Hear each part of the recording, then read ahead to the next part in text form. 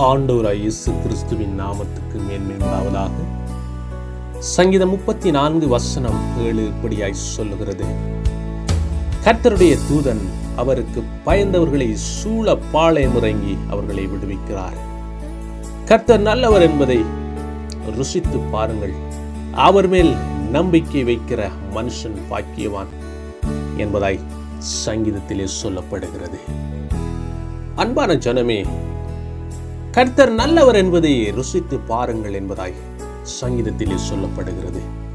அப்படியானால் நாங்கள் கர்த்தரை முழுமையாக ஏற்றுக்கொண்டு கர்த்தருடைய வார்த்தையின்படி நடக்கும் பொழுது கர்த்தர் எங்களுடைய வாழ்க்கையிலே நல்லவராய் வெளிப்படுகிறார்.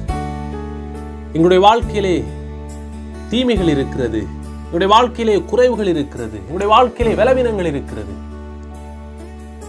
நாங்கள் கர்த்தரை நம்பி கர்த்தருடைய வார்த்தையின்படி வாழும் பொழுது உங்களுடைய வாழ்க்கையிலே கர்த்தர் நல்லவராய் வெளிப்படுகிறவராய் இருக்கிறார். அன்பான ஜனமே, நான் உங்களுக்காய் ஜெபிக்க போகிறேன். அன்பின் பரலோக பிதாவே, இன்றைய நாளில் இந்த ஜீசஸ் மினிஸ்ட்ரி யூடியூப் சேனலை பார்க்கிற இந்த ஜனங்களை கர்த்தர் காண்கிறேன். இவருடைய வாழ்க்கையிலே நீர் நல்லவர் என்பதை இவர்களை ருசித்து பார்க்க வேண்டும். உம்முடைய வார்த்தையை இவர்களை தியானிக்க வேண்டும். உம்மை முழு தெய்வமாய் இவர்களை ஏற்றுக்கொள்ள வேண்டும். கர்த்தருடைய ஆவியானவருடைய வாழ்க்கையிலே வெளிப்பட வேண்டும். இவருடைய வாழ்க்கை சஞ்சலங்கள், உடைய குறைவுகள் பலவீனங்களை கர்த்தர் நீக்கி உடைய வார்த்தையிலே இவர்கள் வளர கர்த்தர் உதவி செய்யுங்க. உடைய வார்த்தையை தியானிக்க கர்த்தர் கற்றுக் கொடுங்கய்யா. உடைய சூழ்நிலைகளை கர்த்தர் அறிகிறவர். கர்த்தர் உங்களை ஆசீர்வதிங்க, உங்களை மேன்மைப்படுத்தி உயர்த்துங்க.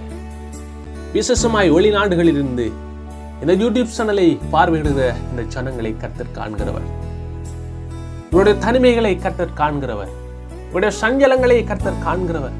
உடைய வேதனைகளை கர்த்தர் காண்கிறவர். பரிசுத்த ஆவியானவர் இவருடைய வாழ்க்கையிலே வெளிப்பட வேண்டும். அன்பான சகோதரனே, சகோதரியே, நீங்க கர்த்தரை விசுவாசியுங்க. கர்த்தர் உங்களை உயர்த்துவார், ஆசீர்வதிப்பார், உடைய சஞ்சலங்களை மாற்றுவார். நீங்கள் செய்கிற வேலைகளில் கர்த்தர் ஒரு உயர்வை கட்டளையிடுவார். கர்த்தரை ஏற்றுக்கொள்ளுங்கள், கர்த்தரை விசுவாசியுங்கள். கர்த்தர் உங்களை ஆசீர்வதித்து உங்களுடைய கைகளின் பிரயாசத்தை ஆசீர்வதித்து உங்களை மேன்மைப்படுத்துவார்.